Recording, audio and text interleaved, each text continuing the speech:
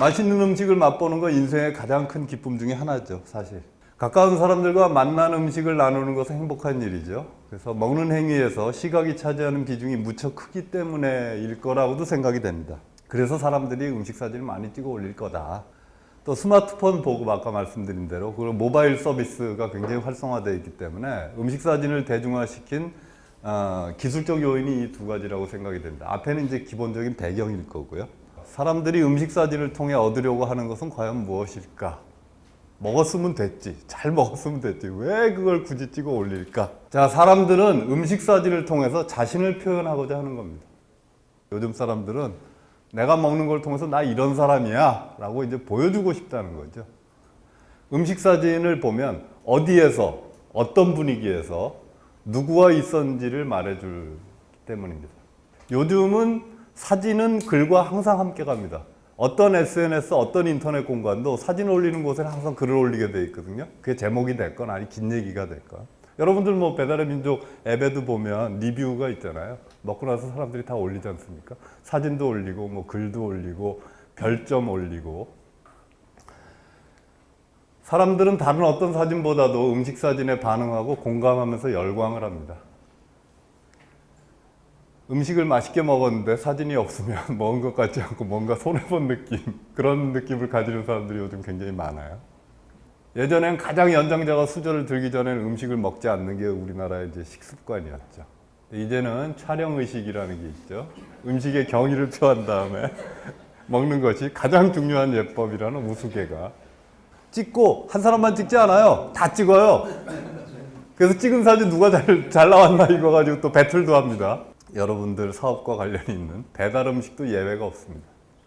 특히 야식 배달 음식은 아주 강력합니다. 이게 결국은 이제 못 견디고 나도 주문하겠다고 선언한 뒤에 사진을 올리는 모방 및 보복 행위가 벌어지고요. 먹잘 배틀이 벌어집니다. 너만 뭐 맛있는 거 올리냐?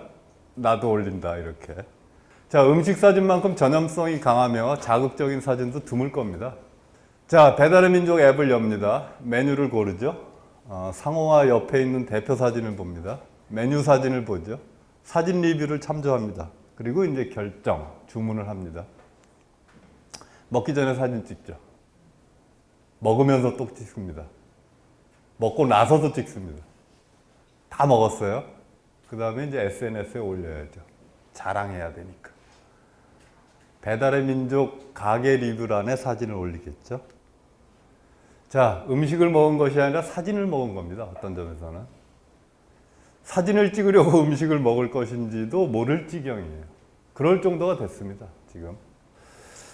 자, 이제 그러면 음식 사진 어떻게 찍어야 될까? 그 얘기로 넘어가야 되겠죠. 자, 스마트폰 카메라로 사진 누구나 다 찍습니다. 하지만 제대로 된 좋은 그립과 자세를 갖춘 분은 그렇게 많지 않은 것 같아요. 제가 이렇게 주변을 봐도. 자, 이제 폰을 이렇게 두 개 사진을 비교해 보시면 어떤 그립이 더 안정적일까요? 왼쪽, 오른쪽? 왼쪽이죠. 오른쪽 사진은 이렇게 잡은 거고요. 이건 이제 이렇게 중간쯤 잡은 거죠. 중간쯤을 잡고 편안하게 찍으시는 게 좋고요. 이 양팔을 이 몸통에다 좀 붙이세요. 가능하면. 그렇다면 뭐 꽉 이렇게 하라는, 쥐어짜듯이 하라는 말씀은 아니고, 가능하면. 그렇게 하면 조금 더 흔들림이 없는 사진을 이제 찍으실 수가 있고요. 이 안드로이드 계열 폰들은 셔터를 누를 때, 딱 터치했을 때 사진이 찍히는 게 아닙니다. 터치한 상태에서 뗄 때 찍혀요. 모든 사진이 꼭 그래야 되는 건 아니지만 대체로 수직과 수평이 맞으면 사진이 안정감이 좀 있습니다. 수직과 수평을 맞출 때 눈대중으로 저 안내선 없을 때 해도 맞출 수 있지만 저걸 띄워놓으면 예를 들어 이렇게 딱 이 사진 보시면 이제 가운데를 기준으로 해서 좌우로 이제 나뉘고 그러죠. 안내선을 띄우면 수직과 수평을 맞추기가 아주 좋다.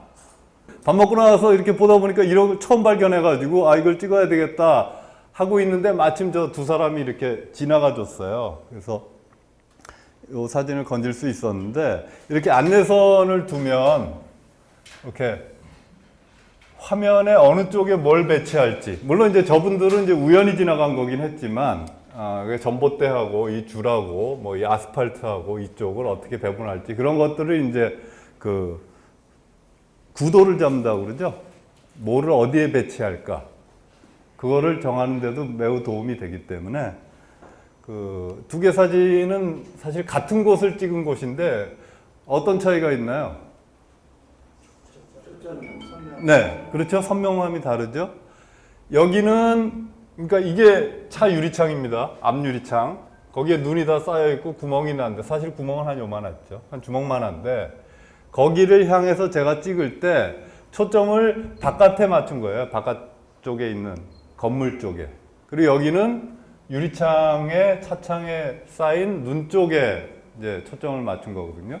이때는 여기를 누른 거죠, 제가. 그때 여기 요 네모난 박스가 생기면서 초점이 이제 바깥, 저 멀리 있는 쪽에 잡힌 거고, 여기는 제가 똑같이 겨냥을 하되 여기나 여기나 여기나 이 바깥쪽을 제가 누른 겁니다. 그래서 초점이 저렇게 달라진 거예요. 그래서 여러분들이 음식 사진을 찍으실 때도 뭐 뒤에도 얘기가 나오겠지만 이제 가까이서 찍거나 아니면 그 상위에 뭐 이 접시도 있고 저 접시도 있고 그렇잖아요. 그럴 때 어느 쪽에 자기가 더 초점을 맞추고 강조를 할 것인가 할 때 그 부분을 누르시면 초점이 잡힙니다. 그래서 주어진 기능, 그 오토포커스, 그러니까 자동 초점 기능을 이용을 하시는 건 좋은데 거기서 한 번만 손가락을 터치하시면 좀 더 자신이 원하는 의도대로 사진을 찍으실 수 있습니다. 자, 이 사진은 약간 이제 방향을 달리해서 찍었는데 이 사진과 비교해 보면 저 밑에 쪽을 찍었는데 어두운 쪽을 좀 눌러봤어요. 노출은 간단히 이해하시면 아까 어둡게 할 거냐 밝게 할 거냐라고 말씀드렸죠. 그 중에서 어두운 데를 누르면 사진 전체적으로 밝아지고요. 밝은 데를 누르면 전체적으로 어두워집니다. 해보시면 알아요. 지금 이게 뭔 소린가 하겠지만 앞에 사진을 찍었잖아요. 찍고 나서 제가 요 아랫부분, 제일 어두운 부분이죠. 껌껌한 부분. 거기를 손으로 한번 눌러봤더니 밑에 안 보이던 꽃들이 보였어요. 그러니까 밝아진 거죠, 전체적으로. 근데 너무 밝아지다 보니까 이렇게 멋있던 노을과 구름, 하늘, 물론 새들은 날아갔고요. 그것까지 같이 사라져 버리는 거예요. 그러니까 여기를 강조하고 싶으면 여기를 누르면 대신 위에 하늘이 손해를 보는 거죠. 자, 많이들 찍는 음식 사진이지만 눈으로 보이는 만큼 맛있어 보이게 찍기는 쉽지가 않습니다. 내가 보기엔 야 되게 맛있어 보이는데 찍으면 이제 실망하는 경우가 많다는 거죠. 왜 그럴까요? 자, 음식 사진을 주로 찍게 되는 식당이나 가정집의 실내 조명은 촬영에 그리 좋은 빛은 아닙니다. 특히 형광등 많이 쓰는데 형광등 불빛은 음식을 되게 맛없어 보이게 하는 그런 조명이거든요. 지금 태양광이 지금 뭐 해가 좀 뭐 그렇게 쨍하지는 않지만 세 가지 빛이 지금 이제 여기 섞여 있는 거죠. 그래서 이런 걸 이제 잡광이라고 해요. 이제 잡광 상태가 되기 때문에 피사체를 이제 칙칙하게 만듭니다. 이게 프레쉬를 안 킨 상태입니다. 약간 어두운 상태죠. 근데 이제 너무 어두우니까 프레쉬를 한번 터트려보자. 터트렸더니 이렇게 돼버린 거예요. 물론 이제 팝 아트적인 요소가 있기 때문에 오히려 예술처럼 보일 수도 있어요. 그런데 맛있어 보이진 않죠. 오히려 이게 낫습니다. 이렇게 좀 어두워도 좀 자연스러운 색깔 나오게 한 다음에 여러분들 그 사진 촬영 모드 옆에 되게 보면 아니면 그 위에 편집 모드가 있어요. 거기를 누르시면 밝기 조절 이런 거 할 수 있거든요. 그걸로 해서 좀 밝게 하면 사진이 빛이 부족해서 좀 거칠어 보일지언정 색감은 좀 자연스러울 수 있는데 저렇게 후라시를 터트려 버리면 확 이상한 평소에 볼 수 없는 이상한 모습이 나옵니다. 그러니까 혹시 그 사장님들 음식 사진을 혹시 찍으실 때는 제일 좋은 거는 그 가게에서 햇빛이 제일 잘 드는 곳에서 찍으시면 좋아요. 아니면 어디 식당 가셨을 때는 창가에 혹시 자리가 있는 곳이면 거기서 찍으면 사진이 좀 괜찮습니다.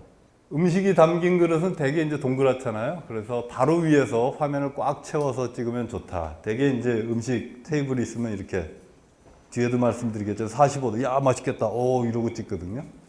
이러지 마시고, 이렇게 찍어야 될 때도 있지만, 이렇게 위에서도 한번 찍어보세요. 화면에 꽉 채워서. 갔더니, 이렇게 콩국수 옆에 이렇게 열무김치랑 배추김치를 이렇게 딱 세팅을 해주셨는데, 제가 딱 보기에, 이거 미키마우스 같아가지고, 제가 약간 조절을 했어요. 좀 더 귀처럼 이렇게 해서. 얘는 이제 마침 그 방울토마토를 이렇게 반쪽에서 얹어놨는데, 이제 미키마우스 코 같아요. 그래서, 콩국수 마우스라는 제목으로. 보는 사람이 다 좋아하는 사진입니다. 이렇게 똑바로 위에서 찍으면 굉장히 사진이, 음식이 또 돋보이게 나올 수 있는 그런 사례고요. 그리고 이제 뭐 식당 가면 반찬 그릇, 수저 이런 거 굉장히 지저분해 보입니다. 그래서 그런 것들 다 치우거나 아니면 가까이 가시면 그런 것들이 이제 화면 안에 안 들어오니까 당신의 사진이 마음에 들지 않는다면 충분히 다가가지 않았기 때문이다라는 말을 했어요. 최대한 가까이 가서 찍으라는 거죠. 음식 사진도 뒤에 얘기 나옵니다. 좀 더 가까이. 인물 사진도 뭐 어디 뭐 좋은 풍광 있고 그래서 야, 나 사진 좀 찍어줘. 그럼 뭐 배경 이렇게 나오고 사람이 요만하게 나오고. 그래서 이게 인물 사진인지 풍경 사진인지 알 수 없거든요. 그때 가까이 다가가세요. 더. 들이대라는 거죠. 그러면 그 전까지 보던 것과는 다른 모습이 나타납니다. 자, 이게 이제 들이대서 찍은 거거든요. 소위 이제 접사라고 그러죠. 접사. 가까이 대고 찍은 거. 뭐를 찍은 건가요, 이게? 사이다. 사이다 맞습니다. 이게 이제 컵이고요. 제가 이 갈매기살 먹으러 갔을 때 후배가 사이다를 시켜서 저도 이제 야, 한 잔 줘봐 그랬더니 이제 컵에 딱 따랐는데 기포가 확 올라와가지고 컵이 이만하고요. 밑에 이제 테이블이 파랬나 봐요. 그래서 제가 최대한 잔 가까이다 대고 찍었던, 우리가 기존에 볼 수 없었던 모습, 눈으로는. 카메라는 훨씬 가까이도 볼 수 있거든요. 그래서 최대한 가까이 찍어 보시라는 거고요. 되게 이제 이렇게 찍죠. 보면, 이 사진 보시면 밑에 사진하고 같이 뭐 닭광에 뭐 오만 것들이 여기 화면에 다 들어오죠. 하나를 들어서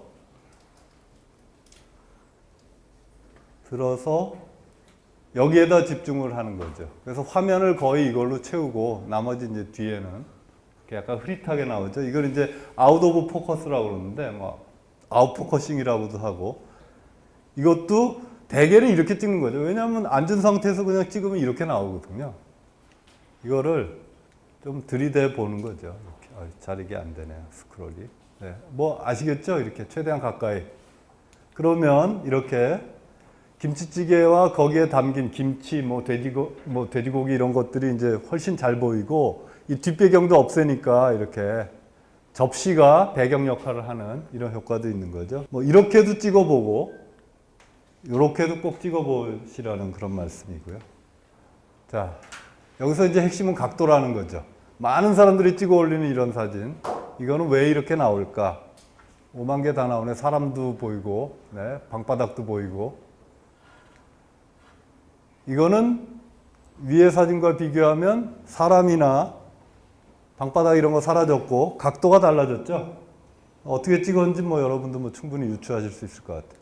자, 이게 이분이 설명하는 내용입니다. 일반 45도 각도, 보통 사람들이 찍는 사진이고, 이렇게 위에서 똑바로 평행을 이뤄서 찍으면 이렇게 구도가 달라진다라고 하는 설명입니다. 사진을 잘 찍으려면 그게 음식 사진이든 무슨 사진이든 많이 물어봅니다. 저한테도. 사진 어떻게 찍으면 잘 찍어요? 사실 드릴 말씀이 없어요. 왕도가 없습니다. 왕도. 물론 좀 더 딴 사람보다 감각이 좋은 사람은 있을 수 있겠죠. 이것저것 많이 찍어보는 수밖에 없습니다. 제가 아까 처음에 말씀드렸죠. 1년 동안 10,000장 찍었습니다. 하루에 많이 찍을 때 100장도 찍었고요. 뭐 하루에 한 장도 안 찍은 날도 있었겠죠. 근데 뭐 어떤 시기였냐면 이제 출근할 때, 뭐 그때 운전하고 다닐 때는 뭐 운전 중에 신호 대기 중에도 찍고, 그다음에 회사 가면 점심시간에 동료들하고 같이 이제 밥 먹으러 가잖아요, 식당에. 먹고 그전 같으면 뭐 그냥 잡담하고 들어오거나 이랬을 텐데, 뭐 먼저 가라고 그러고 저는 이제 그 동네를 한 바퀴 이제 돌았어요. 이 골목, 저 골목 이제 다녀보면서 뭐 찍을 만한 거 없나. 그리고 뭐 저녁에 약속 있으면 또 딴 동네 가면 또 찍고, 그러다 보면 하루에 100장도 찍게 되더라고요. 이렇게 저렇게 많이 찍어보는 겁니다. 예. 이거 평범한 물컵인데요. 찍어봤어요. 저건 찍으면 어떻게 나오나. 근데 저는 이게 참 좋더라고요. 왜 좋은지 모르겠어요. 저도 돌이켜 보니까 이렇게 했기 때문에 저는 그렇게 사진을 제가 잘 찍는다고 생각하지는 않는데, 아무튼 뭐 남들이 잘 찍는다고 그러고, 저는 사실 잘 찍는다는 얘기보다는 좀 다르게 찍는다라는 말을 더 좋아하는데, 제가 사진 찍을 때도 그 생각을 많이 했었던 거거든요.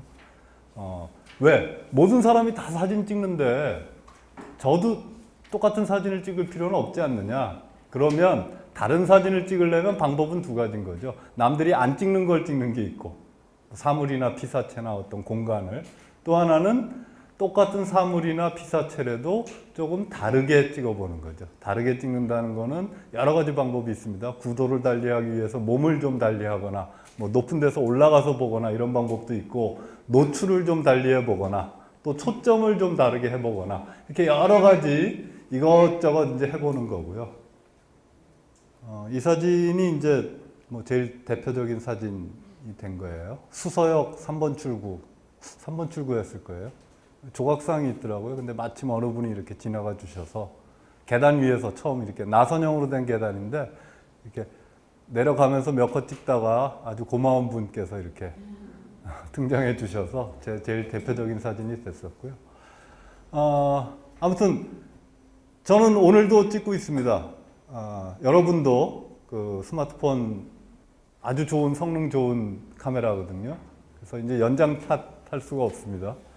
누구나 다 좋은 카메라 갖고 있기 때문에 많이들 찍으시고, 음식 사진 많이 찍으시고, 또 음식 사진 말고도 다른 사진들도 많이 찍어서 즐거운 생활, 재밌는 취미를 좀 가지시면 좋지 않을까 생각합니다. 감사합니다.